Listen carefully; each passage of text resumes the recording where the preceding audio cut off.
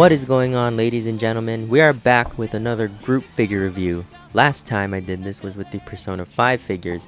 Check that out if you haven't already.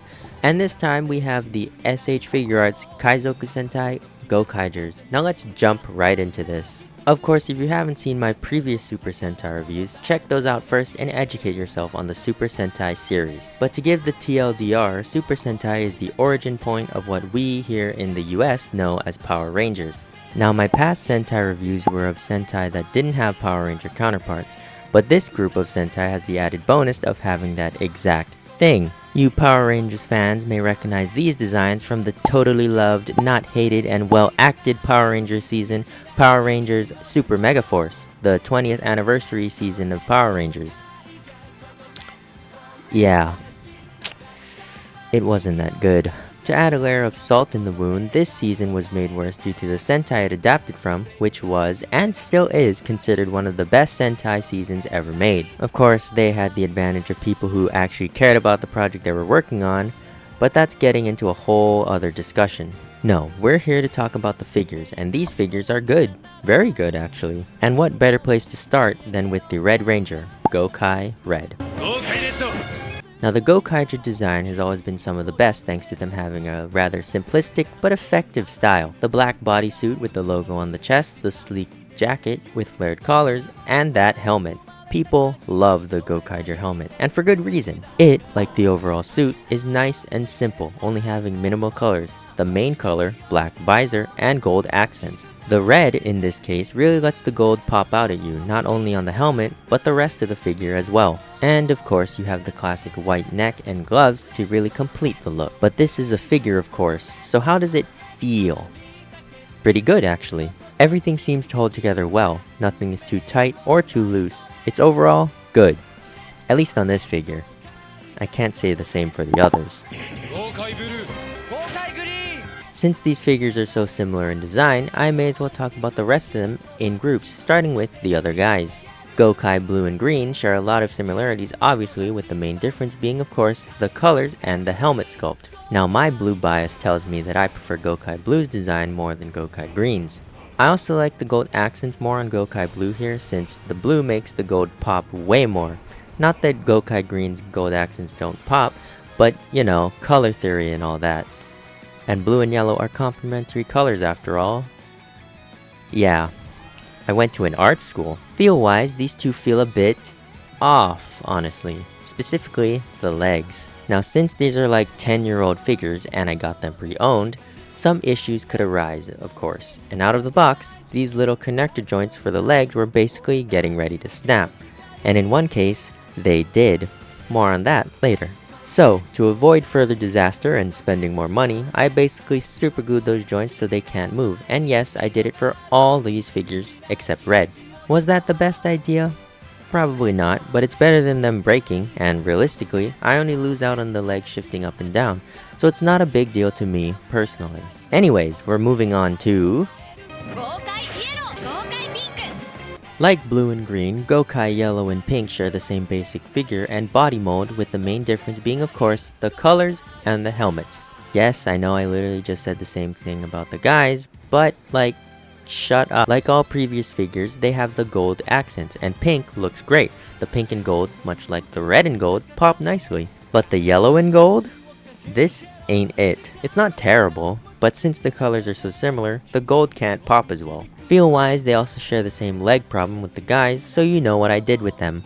Super glue. Everything else, on the other hand, feels nice. Nothing is too loose or too tight. So those were the main 5 Gokaigers, but as we all know, a Ranger team isn't complete without the addition of the 6th Ranger.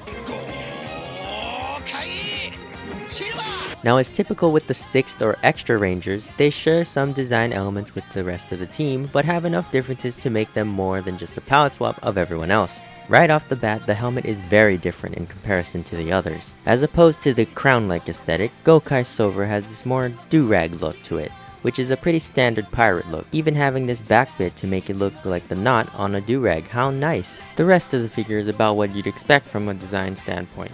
Black bodysuit, gold accents, and primary colored jacket. A major difference here is that his collar, while flared like the others, has a different design to help him be a bit more unique. He also has gold wrist bits and gold leg bits. I don't know the technical term for these, leave me alone. Which was a good decision, as the silver on the main 5 wouldn't have looked the best. And of course, he feels like all the others. Not too tight, not too loose, legs are super glued, blah blah blah blah blah. You get it by now. So you're probably asking, why are Gokai Red's legs not super glued? Well, as I mentioned before, I got all these figures pre-owned, and being old figures, they, as you saw, have leg problems. Now you may have noticed that Gokai Red looks a little different when compared to the others. And if I put Gokai Red next to any of the others, the difference becomes quite obvious. The sculpt is a bit different. Red has a bigger helmet, a slightly bigger body build, his shoulders have this exposed butterfly joint, and his boots have these silver strips, which I could do without honestly. But why are they different? Well, Gokai Red to my knowledge is a re-release or reissue of the original Gokai Red with a slightly altered sculpt and improved joint tolerances, which is great, but why do I have this, and where's the original? Well, yeah, the leg on that figure broke at those little shifter joints. Not entirely my fault, as out of the box, it already had a bit of stress at that joint, and I'm assuming the overuse just got to it, and me pulling on the legs caused it to snap. So if you're looking to get these figures, just be wary of that. So now you know, and with these slight differences in the sculpt and joints, come slight differences in the posability. Now since these figures are basically the same with minor differences, this posability segment will focus primarily on Gokai Red, with Gokai Blue to act as what's different between the two variations of these figures. Much like the past Sentai figures I looked at, we have a ball joint at the head and base of the neck, can look up that far and down super far. Shoulders are on this butterfly joint as I mentioned before. Standard shoulder ball joint. Trying to move the shoulder around is a bit of a challenge since this separate butterfly joint moves when you move the shoulder, so it can look off when posing. The other Gokaigers don't have this detached butterfly joint, rather just opting for the internal ones, and they look way better. And you can still get the same amount of posability without having it look too awkward. Bicep swivel, double jointed elbow, wrist swivel, up and down, rotate the peg, side to side. Ball jointed chest and waist, allowing for a super arcing back and a super crunch. The other Gokaigers do not have that much crunch or arc to them. Legs move forward that far, back that far, and out that far. The others don't really move back at all because of the way the ass is sculpted. And of course, be careful with the legs on these older figures. I can't stress this enough. Double jointed knees, ankle swivel, up and down, a pivot, and a toe bend. The other Gokaigers have a ball joint at the ankle instead of what you saw on Gokai Red. Posability is standard for SH Figuarts, just please be careful with the legs on these guys if you're planning on buying them in current year. Alright, I'm done talking about the legs. Let's now talk about the accessories, and ooh boy, there's a lot to go over. Now accessories vary depending on the figure. We know this, I mean just look at some of my past reviews, specifically the Kuwagata Oger. That thing had like no accessories, whereas these guys have so many accessories it's honestly overwhelming to talk about fully. Of course you have the standard hands, the closed fist, grabby hands, and trigger finger hands, but then we get to some figure specific hands. They all have the Gokai Changer hands as well as the Gokai Changer of course, Gokai Red having both a before and after turning the key, which you also get with each figure, and these things are very small, do not lose them. They come in two, the key form that you stick into the changer, and the figure form I guess. And for being as small as they are, they still look pretty good in terms of paint. Red also comes with this smaller version of the key. Why? Well, to stick into the weapons of course. The others don't have that, they just have these alternate pieces that you plug into the weapon itself. Definitely doesn't look as good as having the actual colored key in the weapons, but it's also not something I'll be using that much anyway, so it doesn't bother me too much. Speaking of weapons, we have the classic Gokaiger weapons, the Gokai Saber and Gokai Gun. I'll be honest, I thought they would have more unique names for some reason. Oh well. Anyways, the weapons look just like how they did in the show. And since I have the whole team of Gokaigers, it allows for dual wielding either the sabers or the guns, also just like they would do in the show. Now that is awesome and allows for greater character expression. You may notice there's a slight size difference between Gokai Red's weapons compared to the rest of the Gokaigers, as well as slight differences in paint color. It's a much deeper red on Gokai Red's, and the blade has a nice shine to it as opposed to a flat silver like the others. So those are what I'd call the standard accessories. The saber, the gun, the changer, and the keys are all very essential to these characters. However, the party does not stop here, as each figure, aside from Gokai Red, has a plethora of additional unique accessories. Oh boy.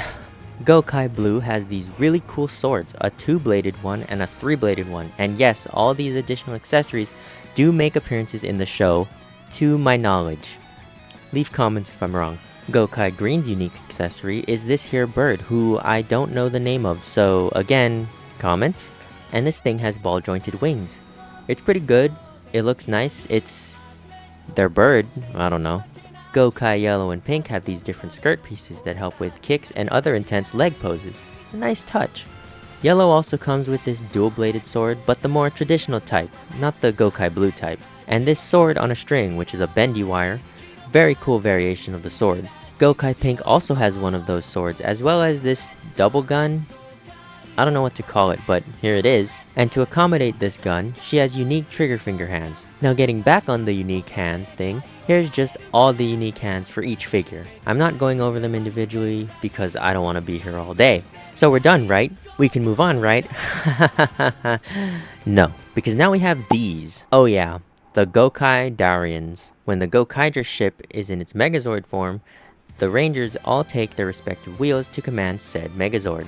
Pink and Yellow had theirs come with them, while Red, Blue, and Green had them come separately, so keep that in mind.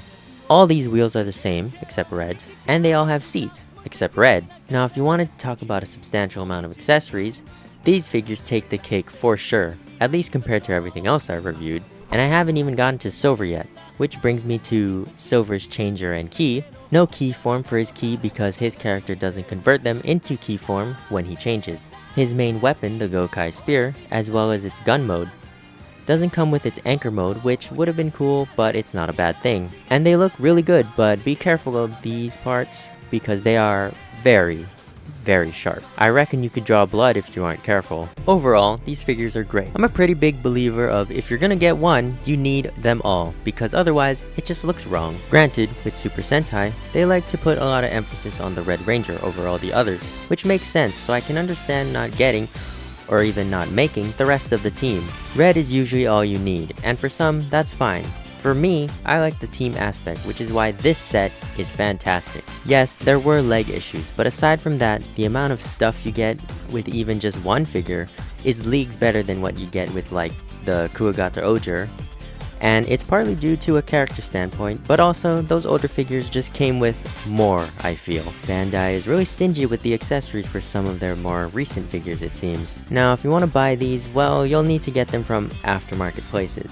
I got mine as a set on eBay, and it wasn't a bad price honestly, but take that how you will. Anyways, thank you for watching. Be sure to like, comment, and subscribe. Thank you, and good night.